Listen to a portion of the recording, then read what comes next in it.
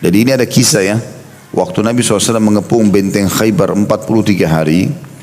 Dan ada kurang lebih 9 benteng. Kalau benteng yang pertama, kalau tidak salah namanya benteng Naim.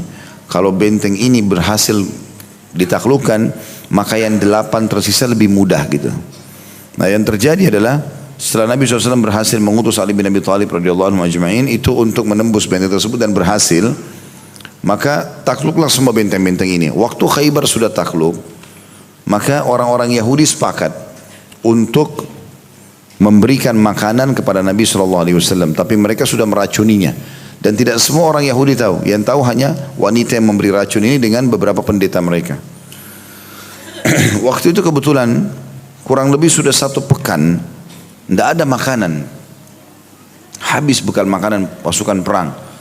Maka Nabi SAW ya, menyuruh sahabat untuk mencari kalau ada makanan di dalam benteng sebagai harta rampasan perang. Rupanya orang-orang Yahudi tahu keadaan itu. Mereka masak banyak nampan-nampan, isinya itu roti gandum dengan potongan kambing. Dan mereka taruh 1 nampan khusus, itu ditaruh paha kambing yang besar. Dan ini daging kesukaan Nabi SAW. Potongan yang Nabi paling suka itu. Paha bagian depan kanan kambing itu diambil, kemudian dimasak dan ditaruh di situ. 1 nampan khusus itu. Yang lain potongan daging yang lain. Dan sahabat waktu lihat itu mereka tahu ini kesukaan Nabi. Maka mereka antar itu ke hadapan Nabi SAW. Pada saat sahabat sudah siapkan makanan itu, mereka menunggu Nabi SAW memulainya. Lalu Nabi mencuil potongan daging itu, lalu masukkan ke dalam mulut beliau. Dan ada beberapa sahabat yang ya, makan. Begitu mereka pas mau makan, Nabi SAW mengatakan tahan tangan kalian. Maka mereka sempat mengatakannya, Rasulullah lapar nih, sudah berapa hari nggak makan, gitu kan? Lalu Nabi SAW mengatakan tahan tangan kalian. Panggil pendeta-pendeta Yahudi yang ada di sini. Dipanggil. Begitu datang pendeta-pendetanya, Nabi SAW tanya, mengatakan, hai orang-orang Yahudi, jujur gak kalau saya tanya? Mereka bilang, tentu saja. Ada 3 pertanyaan Nabi SAW. Ini pernah saya ceritakan, cuma saya reviewkan kembali ya. Pertanyaan pertama Nabi SAW kepada mereka, siapa kakek kalian? Rupanya orang-orang Yahudi Khaybar ini, mereka punya jalur nasab. Salah satu kakek mereka itu orangnya lemah. Lemah secara fisik, lemah secara fikir, tapi diangkat jadi pemimpin oleh kaumnya untuk mengangkat namanya gitu. Mereka nggak mau menisbatkan nama kepada kakek itu. Maka mereka mengganti ke kakek nama orang lain Yahudi yang dianggap pemberani. Dan itu subhanallah dihapus nasab itu oleh mereka. Dan yang tahu cuma sebagian dari pendeta-pendeta mereka. Keturunannya tidak tahu kalau mereka itu bukan dari jalur situ. Dan ini bahaya menghapus nasab. Hukumnya berdosa dalam Islam, tidak boleh tentunya. Lalu Nabi SAW tanya, siapa kakek kalian? Mereka bilang Fulan bin Fulan, ya orang yang pemberani itu. Kata Nabi SAW, kalian bohong. Kakek kalian Fulan bin Fulan. Gitu. Mereka kaget, kok bisa tahu gitu? Ayah Nabi tanya lagi, hai orang Yahudi jujur gak kalau saya tanya lagi? Mereka bilang, iya, kalau kami bohong, maka Allah akan beritahukan kepadamu sebagaimana Allah beritahukan kepada kamu siapa nasab kakek kami. Jadi mereka tahu Nabi benar dan ini wahyu yang menyampaikan. Maka Nabi SAW bilang pertanyaan kedua, siapa penghuni neraka? Di depan para sahabat, supaya Yahudi buat pengakuan. Apa kata mereka? Kami akan masuk duluan di neraka, lalu diganti oleh kalian kaum muslimin. Tapi pengakuan mereka, kami akan masuk neraka. Berarti dia tahu dirinya akan masuk neraka. Makanya dalam tafsir Al-Fatihah, ghairil maghdubi alaihim, bukan orang-orang yang kau murkahi ya Allah. Kan kita minta ihdinas siratal mustaqim, tunjukkanlah kami jalan orang-orang yang lurus, siratal ladzina an'amta alaihim, jalan orang-orang yang kau berikan nikmat kepada mereka, para nabi-nabi dan orang-orang beriman. Ghairil maghdubi alaihim, bukan orang yang kau murkai, kata Ibnu Abbas adalah Yahudi, karena mereka tahu kebenaran tapi mereka tidak mau mengikutinya. Waladhdallin, dan orang sesat adalah Nasrani, karena mau berdakwah tapi mereka salah, mengatakan Allah punya anak. Yang jelas kata Nabi SAW, kata orang Yahudi, kami akan masuk dan diganti oleh kalian. Kata Nabi SAW, kalian bohong, nggak benar. Kami tidak akan pernah demi Allah menggantikan kalian. Mereka tahu itu kalau umat Islam akan masuk surga. Kemudian pertanyaan yang ketiga, kata Nabi SAW, saya mau tanya lagi Yahudi, jujur nggak? Mereka mengatakan iya, sudah 2 kali dijebak. Karena mereka kalau tidak dijebak, mereka akan bohong. Terbukti bohong di 2 kali ini. Maka Nabi SAW mengatakan, apakah kalian meletakkan di daging ini racun? Ada racun nggak di daging ini, di makanan ini? Mereka mengatakan iya. Lalu kata Nabi SAW, kenapa kalian lakukan? Mereka bilang, kami ingin membuktikan apa kau benar Nabi atau bukan. Kalau kau nabi pasti kau tahu itu ada racunnya. Kalau kau hanya raja biasa yang merebut kerajaan kami berharap kau mati dengan racun itu kemudian kembali merebut kerajaan kami. Maka ini tentu jawaban juga ya, karena Nabi SAW buktinya tahu kalau ada daging, ada racun di daging itu. Berarti betul beliau nabi gitu. Lalu kata orang-orang Yahudi, dari mana tapi engkau mengetahui kalau kami taruh racun? Nabi SAW angkat potongan daging itu, lalu mengatakan dalam hadis Bukhari, akhbarani hadza dhira', yang telah memberitahukan kepadaku tentang adanya racun di daging ini adalah daging ini sendiri. Daging yang sudah dimasak itu bicara sama Nabi, saya diracuni ya Rasulullah. Dan ini sebuah mukjizat. Kalau teman-teman kembali ke YouTube ada ceramah saya judulnya Kekasihku Rasulullah, aku mencintaimu. Khusus membahas tentang masalah siapa Nabi SAW, kemudian keutamaan-keutamaan beliau, serta mukjizat-mukjizatnya. Di antara mukjizat adalah berbicaranya daging ini kepada Nabi SAW. Tapi di sini yang kita ambil pelajaran adalah setelah Nabi SAW tahu, ditelusuri siapa yang meletakkan racun, ditemukan seorang wanita Yahudi.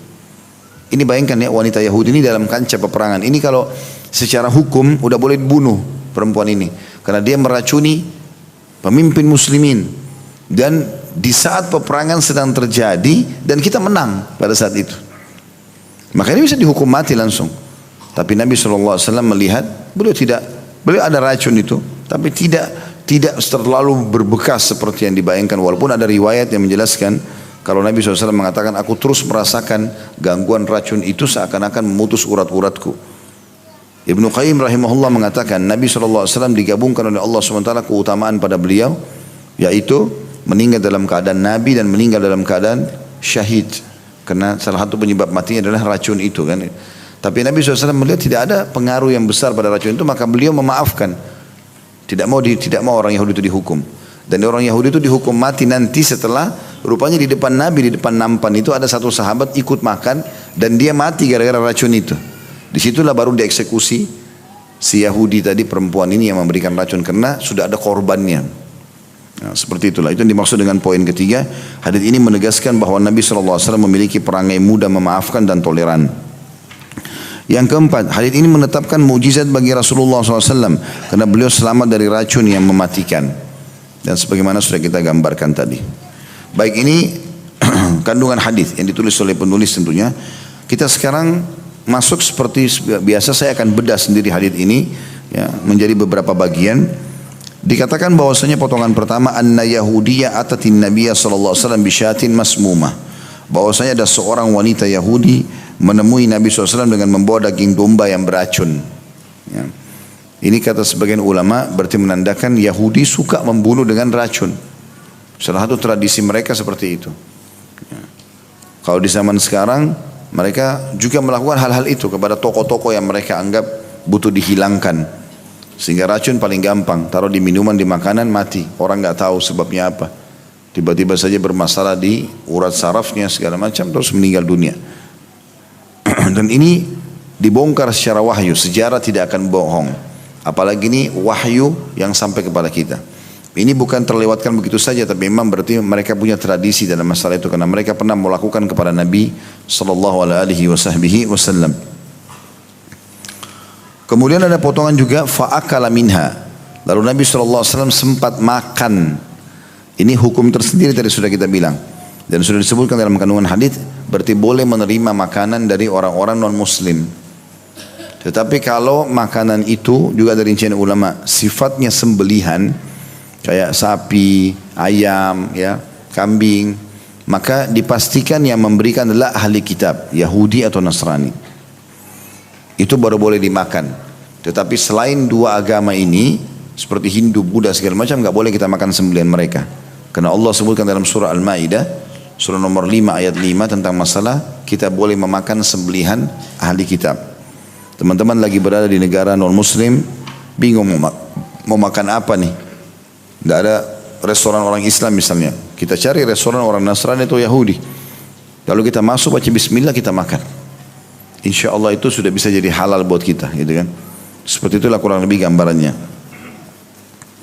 Jadi Nabi SAW memakan itu. Dan ini juga sekaligus jawaban tentang bolehnya menjawab undangan orang non-muslim selama bukan maksiat. Karena ada riwayat lain menjelaskan juga riwayat Bukhari, kalau Nabi SAW pernah diundang makan. Ini kan Nabi diracuni waktu peperangan. Tapi pernah ada juga riwayat menyebutkan Nabi SAW itu diundang oleh beberapa pendeta Yahudi, lalu beliau pun datang dan makan di situ. Ya. Jadi makan, diundang sambil makan. Potongan selanjutnya dikatakan, faji'a biha, maka didatangkanlah wanita Yahudi tersebut. Maksudnya ketahuan siapa pelakunya. Berarti sekarang sudah bisa dieksekusi.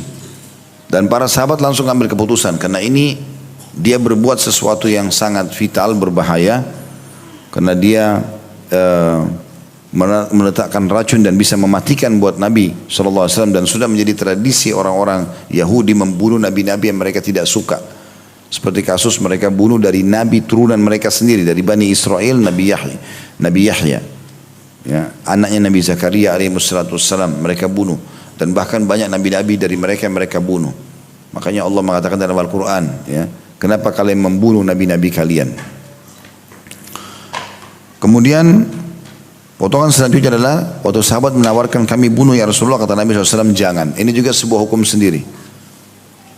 Karena hukum mati dalam Islam itu kalau seseorang membunuh juga, atau memang dia berzina sementara dia sudah menikah.